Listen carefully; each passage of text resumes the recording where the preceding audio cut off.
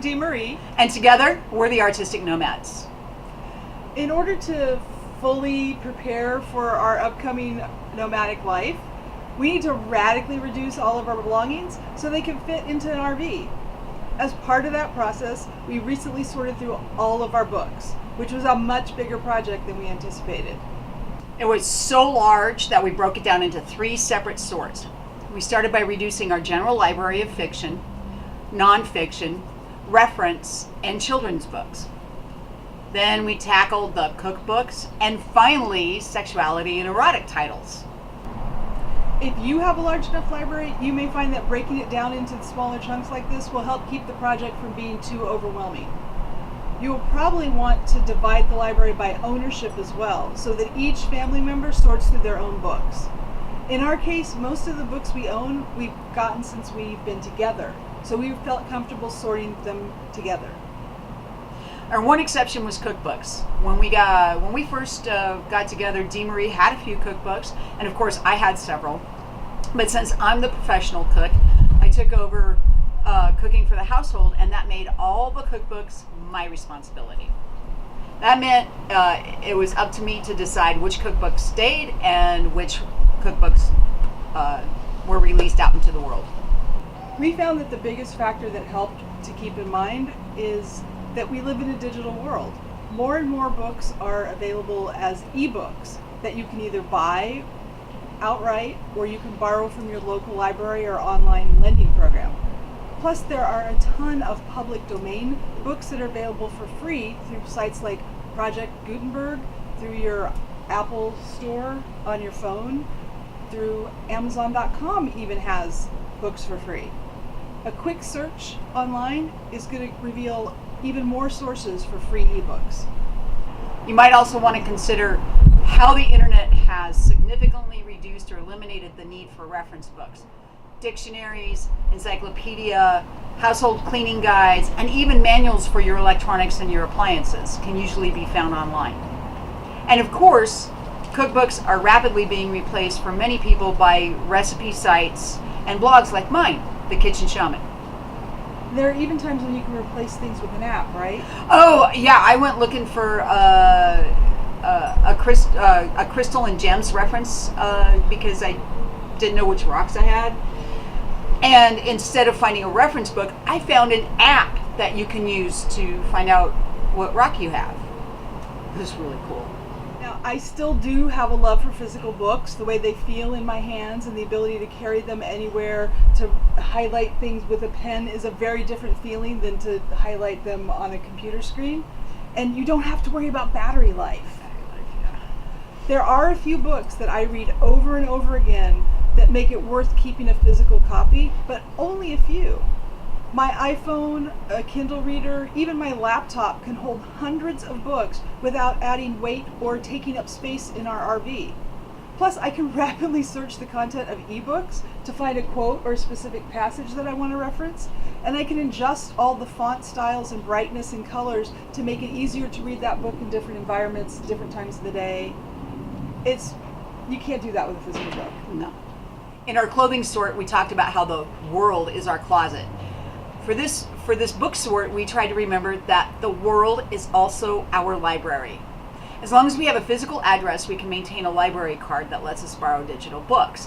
When we're visiting our friends and family for a significant amount of time, we can borrow print books from their libraries. We have generous friends and family. We can also borrow their library cards to check out stuff online. Plus, most towns usually have a bookstore or a thrift store that carries books for a buck or two. There's also this really cool thing called a lending library that's sprung up all across the country. They're like little hutches or houses, and people or organizations create them, and then you put books in them and you take them out, and they're available free for anyone. The idea is to return a book and or leave one in its place. And we've seen these little neighborhood libraries when we've traveled before, in small little communities in Kansas, in big communities like Phoenix. They're everywhere. We've also encountered some coffee shops and even restaurants that have some sort of lending library on their premises, and some of those can be pretty big. They're just like a bookstore attached, but you don't have to pay. So finding books, actual print books to read when we're on the road, isn't really going to be that hard. As writers, we each have some books that we kept because our work was published in them. In the case of longer form writing, it's hard to let go of something that you've written yourself. However, for things like poetry anthologies, it's simple enough to just scan the page or copy the page that has your work on it and then send the original out into the world. After all, we want other people to have the opportunity to read our words. And it's that idea of opportunity that is a big reason I was able to release so many of our books. I don't like the idea that I'm keeping a book from circulation because I read it once a long time ago and I want to be able to read it again someday, or look up something in it someday, or just want to be able to look at a bookshelf and see all the books that I own. That's just holding on to books for someday when they could be out there being enjoyed and read, and people could be learning from them now. This is the argument that we use to let go of books that are written by people we know, books that were given to us as gifts, and books that we have that were autographed by the author. If we truly love the book and we're not making active use of it, why are we denying other people the opportunity to make use of it? If you have a book that you really love, one that you read over and over again at least once a year, that book might be worth keeping, especially if you have space on your bookshelf. It's still a good idea to see if you can obtain a digital copy though. That might be easier and cheaper than you think. For example, Amazon has a program where you can buy digital copies of the print books that you've ordered for them, and it's as low as like $2.99 or something like that. It's still a limited program, but it can be a really good way to replace your print library with digital copies over time. Once you've carefully culled your library down to the books that you're going to keep, you have to decide what to do with the books that are leaving. We chose to offer them to friends first using posts on social media.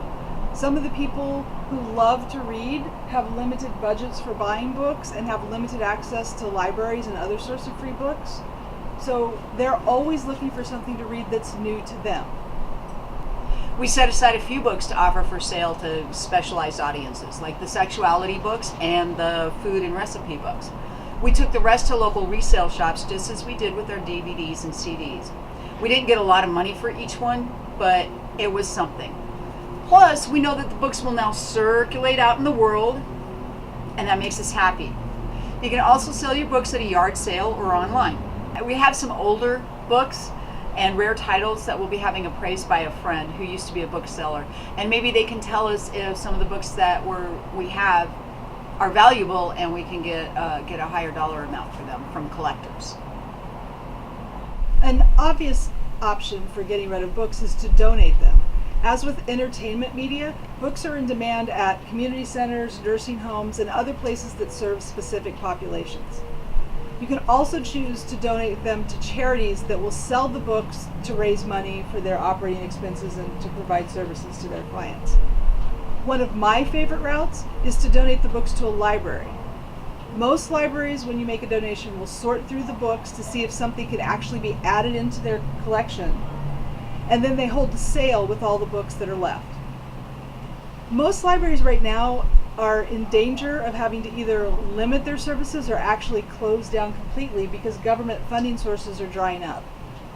By donating the books and helping them raise money this way, it means that we're helping them actually stay open. One last idea.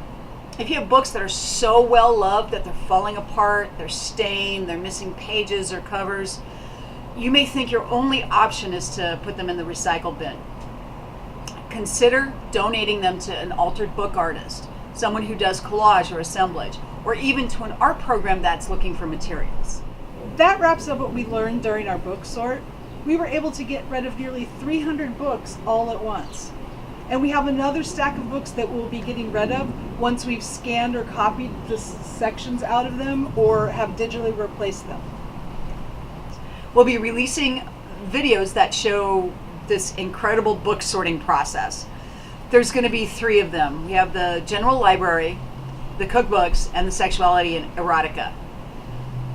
These videos are going to let you see how some books are easier to let go of than others, and how we helped each other and supported each other through this incredible process. Some of those decisions were really tough. I love Unabridged Dictionary. Please let us know what ideas you have for purging your books and what you did to get them out of your house. You can leave a comment below, or you can share your story, pictures, even video with us on social media using the hashtag #RadicallyReducing. Follow us on social media at Artistic Nomads. We're on Facebook, Twitter, and Instagram.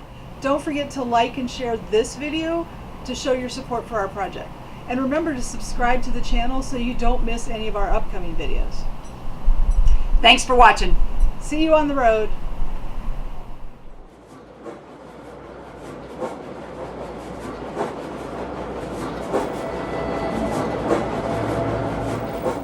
In this video, we are talking about sorting through our clothing. Since we're on we're on a pretty tight deadline to minimize our possessions, we just piled all of our clothes on the floor, in a big pile on the floor, and we started sorting. Unlike us, you're probably not on a deadline to reduce your belongings, so you may have a little bit more time or a lot more time to decide what clothing to keep and what clothing to get rid of.